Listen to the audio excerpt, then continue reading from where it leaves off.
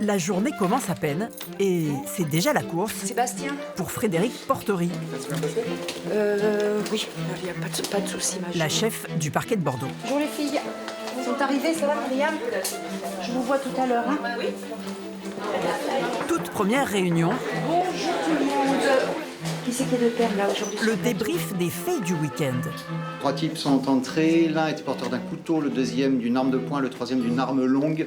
Une passation d'infos incontournable entre les magistrats bordelais sur les affaires en cours. Donc il a été décidé de le placer en garde à vue pour des faits d'homicide involontaire. On est vraiment sur une overdose classique avec un produit qui est pris par un toxicomane. Mais je pense que rapidement, il faudra lever la garde à vue. Et voilà. Donc c'est un point très ponctuel sur les affaires du week-end. Et aussi, ça permet, comme vous l'avez vu, aussi à la procureure d'échanger avec les collègues. Le parquet est indivisible, en fait. Donc en fait, on représente tous le procureur de la République qu'elle incarne, mais elle ne peut pas assurer toutes les affaires. Voilà. Donc c'est elle qui fixe vraiment les grandes lignes, tout ce qui est politique pénale, qui fixe les orientations. Oui, Ok, allez, on y va. Bon courage à tous. Supervisés par la procureure, les magistrats du parquet dirigent les enquêtes de police et de gendarmerie, depuis les faits jusqu'aux poursuites. Ceux-là, je vous les ai tous signés. Hein. 120 000 affaires à traiter en moyenne chaque année dans ce tribunal girondin, pour un effectif de... Alors logiquement, on devrait être 33 et nous ne sommes que 29,8 ETPT, c'est-à-dire en fait en équivalent de temps plein de travail. Donc on est en sous-effectif. Il n'y a pas assez de monde pour remplir tous les postes vacants. Il manque 10% de parquetiers, alors que la population ne cesse de croître et que la délinquance se durcit. On est à peu près au complet. Frédéric Portery a en charge la politique de prévention et de répression, mais doit aussi veiller à la bonne organisation du parquet. Les réunions s'enchaînent, un job exigeant Le président sait que c'est dans mon bureau? et sans répit. Non, mais je vais lui dire. Pardon, c'est toujours comme C'est toujours comme ça, ça change pas. Ah non, elle a un emploi du temps très chargé. C'est son rythme habituel. On est 1, 2, 3, 4, 5, 6, 7, 8, 9, 10. Oh là là, mais c'est super. J'ai toujours le téléphone avec moi, que je sois de permanence hiérarchique ou pas. Je suis toujours disponible, oui, tout le temps. Voilà. Ça vous plaît? J'adore. J'adore. J'aime cette vie à 100 à l'heure. On a le sentiment qu'on est utile. Allez, ça y est, je vais partir à l'audience. Alors, il faut un stylo, de l'eau. Une fois par mois, la procureure ressort son habit noir. Elle va requérir un lien essentiel avec son cœur de métier.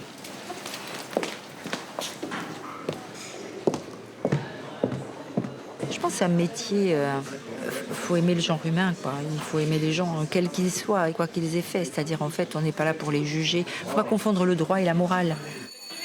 De faire en sorte que les gens aussi essaient eux-mêmes de comprendre pourquoi ils sont passés à l'acte, pourquoi ils ont commis telle chose, comment ils voient leur vie future, ce qui fait aussi l'intérêt de ce métier. Le procureur n'est pas forcément un méchant, non. Le procureur, il applique la loi. Cette ardente défenseur de l'état de droit joue un rôle central dans la prévention de la délinquance. Elle milite pour une répression qui ne passe pas forcément par la case prison. Elle nous a amenés à l'Opéra, où elle aime se ressourcer parfois pour notre petit entretien. Chaque fois que je peux me libérer, j'essaie de venir dans ce lieu qui est absolument magique. Un de mes rares passe-temps avec la cuisine. Frédéric Portery, vous n'êtes pas du tout issu du milieu de la justice. Vos parents étaient agriculteurs. Des racines qui sont importantes pour vous? Très. Mes parents ont travaillé très dur. Ils nous ont fait pousser, mon frère, ma sœur et moi, dans un sentiment qu'il fallait respecter les gens, respecter le travail, être attentif aux plus démunis et travailler dur. Toute petite déjà, vous étiez fascinée par le monde des enquêtes. Vos livres favoris, c'était clairement les polars. C'est bien ça? Oui, complètement, oui. En fait, j'ai commencé, comme tous les enfants, avec le Club des 5, le Clan des 7, puis après les Agatha Christie, puis les Michael Connelly. Et en fait, aujourd'hui encore, le cinéma, les séries, donc le Bureau des légendes, Engrenage, des émissions comme Faites entrer l'accusé, ce qui fait dire d'ailleurs à mes enfants que je suis un peu timbrée parfois, puisque finalement, je passe ma journée dans les crimes, les délits, et que le soir, quand je rentre, je me replonge dans ces histoires-là avec l'envie de comprendre pourquoi les vies basculent finalement. L'un de vos objectifs, c'est de faire plus de prévention dès l'enfance. C'est le seul espoir de voir les choses s'améliorer, l'éducation, sensibiliser les plus jeunes. On doit tous grandir pour devenir un adulte responsable. C'est savoir éduquer les enfants, c'est savoir leur dire non, c'est savoir leur poser des règles, c'est savoir leur apprendre le respect des filles et des garçons, bien sûr, mais voilà, pour qu'après, on puisse éviter tout phénomène de débordement.